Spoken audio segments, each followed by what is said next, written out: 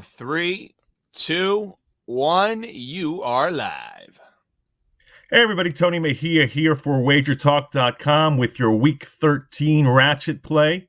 Now, normally my triskaidekaphobia would prevent me from doing anything with the NFL in this opening stretch in December, but we'll get over it for the time being enough to make picks as the league begins its stretch run. We're coming off a loss on the Ratchet play due to the Texans stumbling against the Jets, which means the record for these selections that look to get to the window courtesy of Pro Football's least appetizing menu item on a week-to-week basis is still a pretty impressive 8-3.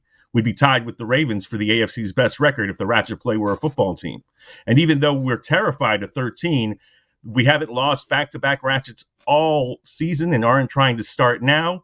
So let's bring on the Philadelphia Eagles and go right back to picking on the Jets. Tyrod Taylor had Houston up 14-3 in the second quarter last week before the team took a collective nap and wound up losing 21-14, finishing with just 203 total yards.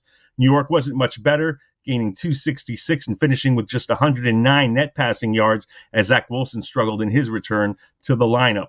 Wilson will now have to deal with a much better defense in a Philly unit that did all it could to try and lead the team to a third straight win in what was ultimately an immensely frustrating 13-7 loss to the Giants in East Rutherford. The Eagles wouldn't be in this ratchet spot if Jalen Hurts had taken better care of the ball and been more productive in the red zone, and if Jalen Reagor had not dropped the ball on the recovery mission quite literally twice.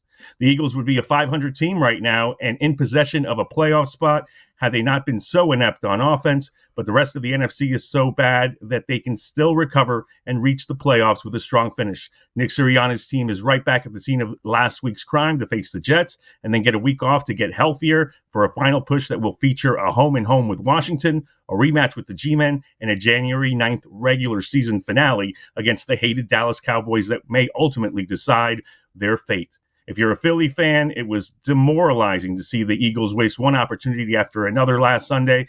But at this point, there's still a train headed towards a platform that'll help you reach your destination. Beating the Jets, though, is essential because not even Sirianni's positivity is going to keep the Eagles up during the bye if they come off a loss to the Jets. The offensive line is going to need to hold up against an NYJD that finished up with 5 sacks and 12 hits on Houston's Taylor last week, and they'll need to get Devontae Smith more involved. The reigning Heisman Trophy winner missed practice time with an illness midweek, but he should be good to go. Same goes for Boston Scott, who was ill as well. Up front, center Jason Kelce set to play despite a knee issue. The same goes for Hurts, who's dealing with an ankle that isn't 100%. Ditto for Miles Sanders. He's expected to be out there too. The Eagles have the NFL's best rushing offense, averaging nearly 158 yards a game.